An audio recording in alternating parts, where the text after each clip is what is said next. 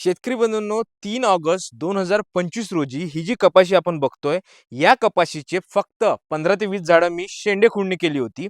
तसा व्हिडिओ देखील मी आपल्या Instagram पेजवर टाकलेला होता. परंतु बऱ्याच शेतकरी बंधूंच्या कमेंट आल्या, की कपाशीला शेंडे खुडणी ही फार चुकीची पद्धत आहे.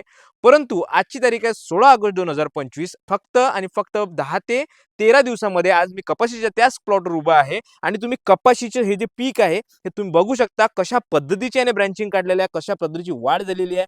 बऱ्याच शेतकरी बंधूंच्या, शेतकरी मित्रांच्या कमेंट होत्या, की तुम्ही फार चुकीचं करताय. परंतु शेतकरी बंधूंनो, तुम्हाला सांगू इच्छितो, की आपण जे काही आहे ते रिझल्टवर करतो आणि आपण याचे अनुभव पूर्वी घेतलेले असतात. त्याच अनुभवानुसार आपण ह्या सगळ्या गोष्टी शेतामध्ये करत असतो. त्यामुळे शेतकरी बंधूंनो, कपाशीला शेंडे खुडणी ही चुकीची गोष्ट नाहीये. तुम्ही बिनधास्तपणे कपाशीला शेंडे खुडणी करू शकता. पहिली शेंडे खुडणी तुम्हाला 30 ते 40 दिवसाच्या नंतर करायची आहे लागवडीनंतर. दुसरी शेंडे खुडणी तुम्हाला करायची असेल तर 70 ते 80 दिवसानंतर करायची आहे आणि 90 ते 100 दिवसानंतर तिसरी करू शकता. परंतु एवढी देरी नाही केली, एक कोणतीही करा.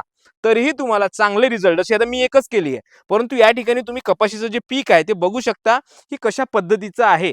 शेतकरी बंधूंनो, रिझल्ट ओरिएंटेड जी ऑथेंटिक माहिती आहे तेच आपल्या चॅनलवर तुम्हाला नक्की मिळत जाईल. तर अशाच पद्धतीच्या नवनवीन माहितीसाठी हेल्पिंग फार्मर या पेजला नक्की फॉलो करा. धन्यवाद.